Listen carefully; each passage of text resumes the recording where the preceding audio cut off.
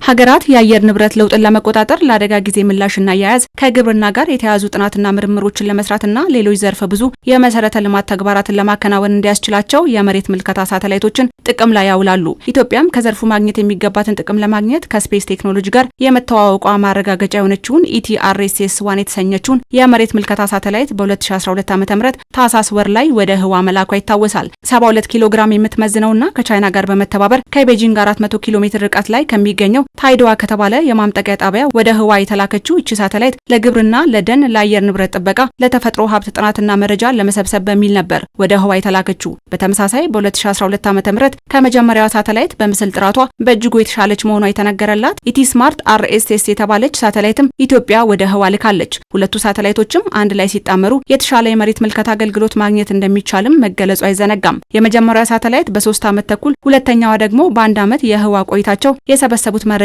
በተለይ ለደንና አየር ንብረት ጥበቃ ምን አበረከተ ስንል ጠይቀናል። የደን ከበሩ የቬጂቴሽን የእጽዋት ከበሩ ምን ያክል እንደሆነ መለይበት ነው ማለት ነው። ለምሳሌ አሁን እቺ ኢሜጅ ካፕቸር የተደረገችው በእኛ ሳተላይት ETRSS-1 የምትባለው ሳተላይት የመጀመሪያው ሳተላይታችን ካፕቸር ተደርጎ ይመጣልን ኢሜጅ ነው። በዚህ ኢሜጅ ተጠቅመን ቬጂቴሽኑን እጽዋት ያለበትን ኤሪያ ዲቴክት ማድረግ መለየት ማወቅ ተችሏል ማለት ነው። ኢትዮጵያ የደን ሽፋኗን ለማሳደግና የአየር ንብረት ለውጥ ተጽዕኖን ለመቋቋም በሚል ወደ ትግበራ ላስገባችው ለአረንጓዴ አሻራ መርሃ ግብርም ቢሆን የመሬት ምልከታ ሳተላይቶቹ ሚና የሚናቅ እንዳልነበር ይነሳል። በተለይም ከሳተላይት የተገኙ ምስሎችን በመጠቀም ገላጣ ቦታዎችን በመለየት የደን ሽፋንን ለማሳደግ አበርክቷቸው የላቀ ነበር። ግሪን ሌጋሲ ጋርም ተያይዞ አሁን ብዙ ለውጦች አሉ። በነገራችን ላይ ከ2019 ጀምሮ ከግሪን ሌጋሲ ወዲህ ያሉት ከግሪን ሌጋሲ ከተጀመረበት ጊዜ ጀምሮ ያለው ጥሩ የደን ሽፋናችን የማብዛቱ የከቨሪንግ ኤሪያውን ሰፊ ከማድረግ አንጻር ጥሩ ነገሮች እየተሰሩ ይገኛሉ። ያንንም መለየት ይቻላል ማለት ነው። በዚህ የምንጠቀመው አርክ ማፕ ላይ በምንሰራበት ሳተላይት ኢሜጅን ተጠቅመን ግሪን ይሄ ክፍት የሆኑ ቦታዎች ወይ ደግሞ ወደ ገና ምንም ያልተተከለባቸው ዛፍ የሌላቸው ቦታዎችን መለየት ይቻላል በሳተላይት ኢሜጁ ማለት ነው። ሌላው ከመሬት ምልከታ ሳተላይቶች የተገኙ መረጃዎች በምርት የተሸፈኑና ያልተሸፈኑ ስፍራዎችን በመለየት በግብርናው ዘርፍ ምርታማነት እንዲጨምር ሚናቸው የጎላ ስለመሆኑም ይነሳል። በግብርና ዘርፍ በዛ ጊዜ እንዳልኩት በሰብል የተሸፈነ መሬት ምን ያክል ነው የሚል ነው ሊታወቅ የሚችለው። ይህን ያክል ማሳ በዚህ ተሸፍኗል ብሎ ለማለት ነው የምንጠቀምበት ማለት ነው። በዘር ተሸፍኗል ወይም ደግሞ ሰብል ተሸፍኗል ብሎ ለማለት ነው የመሬት ሽፋን ትንተና የሚሰራው። እንዲሁም ሳተላይቶቹ ለአደጋ ጊዜ ምላሽና አያያዝ ያበረከቱት ሚናም በበጎ የሚነሳ ነው። እኛ እስካሁን ከተላኩት ሳተላይት ዳታዎች ለምሳሌ የተጠቀምንበት የቴት አካባቢ ለምሳሌ ደኖች አሉ ምናምን የሚለውን ንክታትል እሱ ለምንድን ነው የሚጠቅመን?